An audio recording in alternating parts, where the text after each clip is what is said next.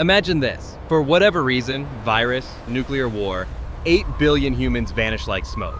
Let's also assume that not only humanity, but animals disappear at the same time. So, how will our civilization fade away? Or will plastics remain even after hundreds of millions of years? When aliens visit Earth in the distant future, will they be able to find any trace of us? Right after humanity disappears, within a few days, power plants around the world shut down. There's no one left to run them. Earth falls into complete darkness. And for the first time in thousands of years, the Milky Way blazes across the night sky. 10 years later, shorter than you'd think, cities are no longer what we knew. The biggest enemy is water. With groundwater pumps stopped, the subways of Seoul, New York, and London flood. The underground turns into rivers. The apartments and houses you lived in are covered in damp and mold. These are no longer the cities we remember. With no herbivores, cities become forests. Fallen leaves pile up to your ankles. Decomposers essential to our ecosystem, earthworms, ants, are gone. Bacteria and fungi alone can't handle this mountain of organic matter. The planet slowly fills with dry, undecaying stacks of plants. 100 years later, the steel skeleton of civilization begins to fail. Structures like the Eiffel Tower flush red with rust, then start to slump.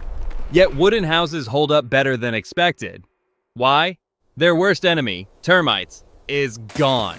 Concrete is the real problem. Cracks open and plant roots push in. Huge roots coil around buildings, break concrete, and invade the interiors. Plants have become the most powerful destroyers.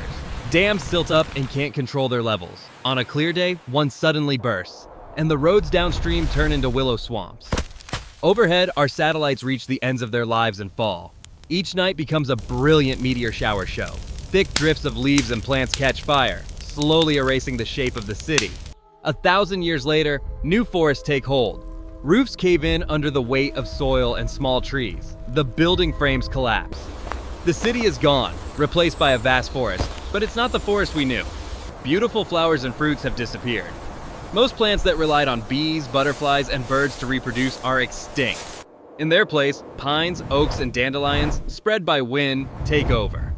Earth's scenery shifts into a far more monotonous green. The ocean is worse. With fish and marine animals gone, phytoplankton explode each spring. When they die, they sink and rot, using up the oxygen. The seafloor turns into a black, airless mud, and little by little, the world's oceans become dead seas, low in oxygen and laced with toxic gases. 10,000 years later, Earth's climate lurches. The greenhouse gases we emitted have already faded, and plants have steadily drawn down CO2. Global temperature drops sharply, and Earth's natural cycles, tiny shifts in orbit and tilt, signal. Now it's time to cool. A new ice age becomes likely. Glaciers are slow, yet they never stop. They push, grind, and crush whatever lies ahead. Cities, forests, rocks, roads. Vast ice sheets spread over the northern hemisphere, physically grinding away the last remains of civilization. For 10,000 years, undecomposed plant debris has piled up. Buried under fresh sediments, it begins to feel immense pressure. Yes, new coal is forming. An ironic moment, a fresh fossil fuel layer building on top of human civilization. 100,000 years later, even the giants, the pyramids, the Great Wall, have weathered into shapes that look like natural hills. Our legacy sits only deep underground. Surprisingly, the most intact relics aren't high-tech devices. They're stainless steel pots from your kitchen and titanium alloy goods.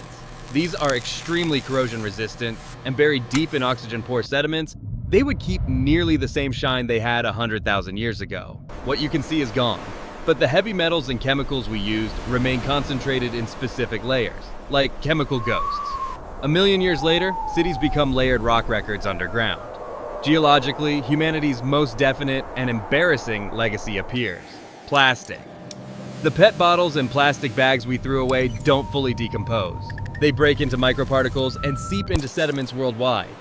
Under heat and pressure, these particles clump with sand and gravel, hardening like a new kind of rock. This strange plastic rock layer becomes a clear boundary marking the age of humans. It isn't only plastic. Artificial materials turn to stone as well. Broken concrete rounds like pebbles and cements into other rocks. Glass returns to glass sand, mixing into beaches and dunes.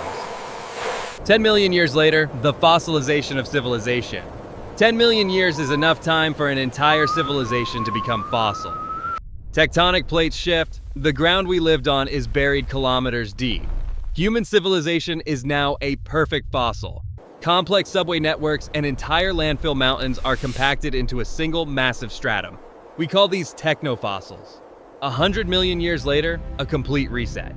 By then, Earth has fully reset the evidence of humanity. Continents have moved into new shapes, and relentless tectonics and erosion have dragged even the last technofossils deep into the crust and melted them away.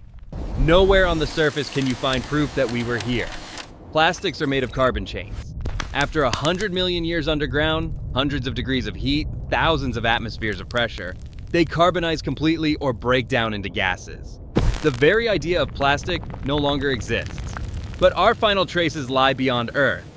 On the moon, airless and waterless, the footprints of astronauts will remain almost unchanged for hundreds of millions of years. And the Voyager probes, sailing beyond the solar system into interstellar space.